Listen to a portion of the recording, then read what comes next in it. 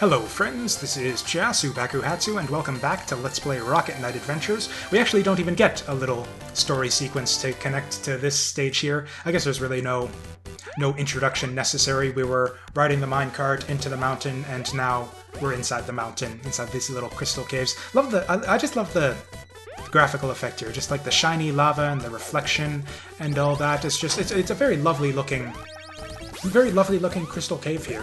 It's just, again, a lot of the appeal of this game, I think, comes from just not just the constant variety, but just the production values as well. Fantastic music, fantastic graphics, and this little cave here is a great example of that. And of course, as usual, we won't be seeing it, like, ever again, like right after I release this rocket. Okay. I should have gone for it there. I could have done it. But anyways, yeah, right there. We're done with that forever. On to the next section.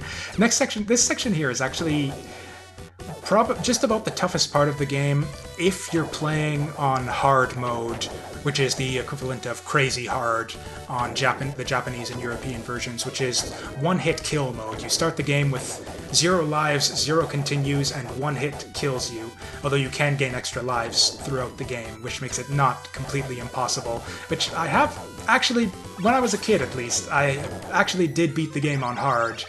More than once, in fact. I just sort of made it a little project. And this section here just always gave me so much trouble, just because, unlike normal runs through the game, in this section everything does such little damage. I'm just so used to just tanking the hits, because it doesn't even matter, because everything does so little damage. But yeah, on hard mode, this becomes like crazy hard, because everything kills you in one shot. This boss here is also...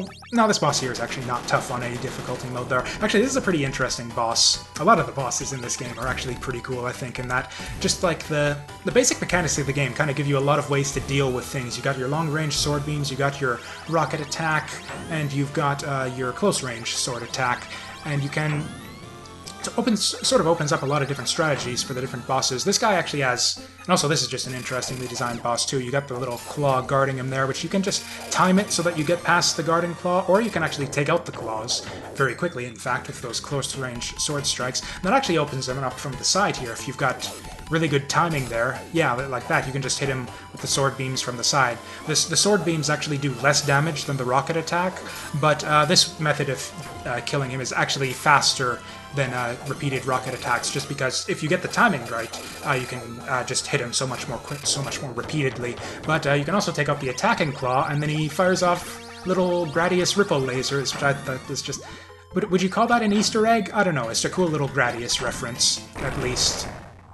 It's actually very rare that I actually let him do that. I like doing the fast method where you take out the guard claw and sword beam him repeatedly, but yeah, for the LP I thought I'd show off the little ripple lasers. It's pretty cool. Oh yeah, these bats are back again, and that is what is special about them. And it just sort of goes to emphasize just how much crazy variety there is in this game. The bats are the only enemy in the game that appears in more than one stage.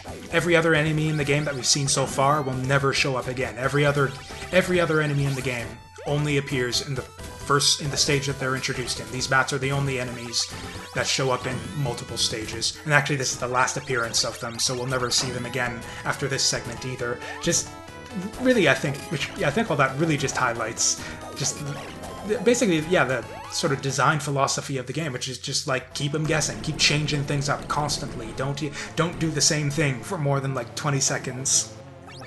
And then we move on to the fish boss here. And again, going on about the boss design, a lot of it comes down, what I like about it is the bosses in this game. It's just that there's the way that skillful play kind of lets you speed the boss fights up so much. And in fact, if I get lucky here, or not lucky, if I get skillful here, I'm going to be able to one-cycle this guy. Oh, I think no, it's not enough. Shit. Yes! Oh, yes!